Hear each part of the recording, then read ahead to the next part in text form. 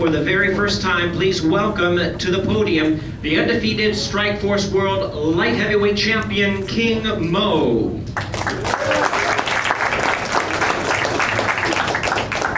King Mo, I'm going to start you off with a question, and then once again we're going to open it to the media questions. You can ask your questions for King Mo at this time. You recently stated on a Strikeforce conference call that you consider yourself the underdog in this fight against Fei Zhao. What did you mean by that?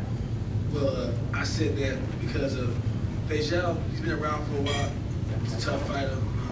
Just about a year ago when he was on the show, everyone knew who he was. Man, he was the big talk. And, he's experienced. He trains a good camp. I'm still young in the game, even though I beat Musasi and I had a few good victories. I can't get past it. I know he's a seasoned vet. He's tough. He's hungry. That's why I look at myself as an underdog, because he's experienced. He comes out of a good camp. I come out of a good camp as well, but I'm not gonna take him lightly. I'm willing to say an underdog for what I always been. Question up front, please. Given Mo's wrestling ability, do you go into this fight thinking that if it goes longer than 60 seconds, that's a given you're gonna end up in your back at some point, or do you like your chances? I don't think he's gonna do just that, man. I think he have a lot of surprise for this fight. I think he's training everything how he said. He has a new things to show. I think he's gonna try to show this fight. I'm from Jiu-Jitsu. A lot of people think I'm stand-up guy, but I'm black belt Jiu-Jitsu. What? Paulo Cesar Venâncio. But I train when I was 10 years old, I started to train Jiu-Jitsu. I don't have a chance to show yet. Just that. In MMA, his record is 12 wins and 2 losses with 4 straight victories.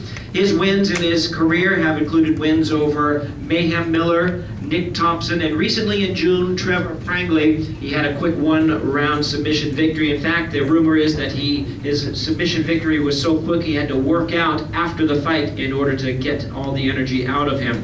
Ladies and gentlemen, he is challenging for the Strikeforce Middleweight World Championship. How about a hand for Tim Kennedy?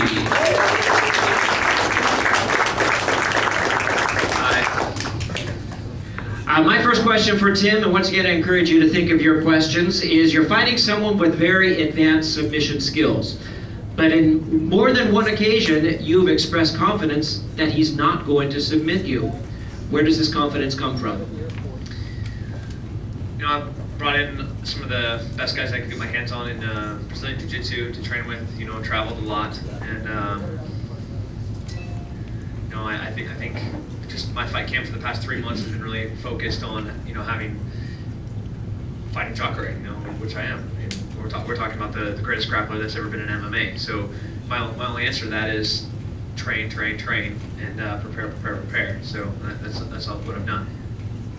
He has the same record, 12-2. 10 of his 12 victories have come by way of submission. His victories include wins over Mayhem Miller, Matt Lindland, and Joey Villasenor. How about a hand for Jacare Souza?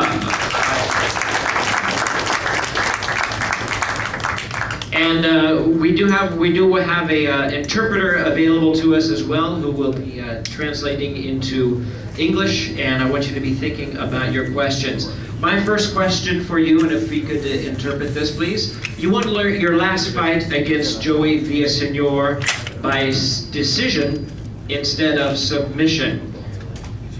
What do you feel you need to do on Saturday night to get yourself in a position to win by submission?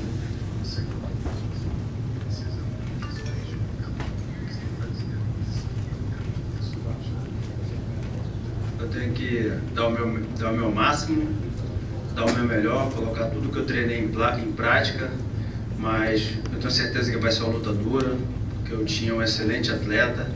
E eu não sei se vou ganhar por submission ou nocaute, mas eu vou dar o máximo para sair vitorioso dessa luta.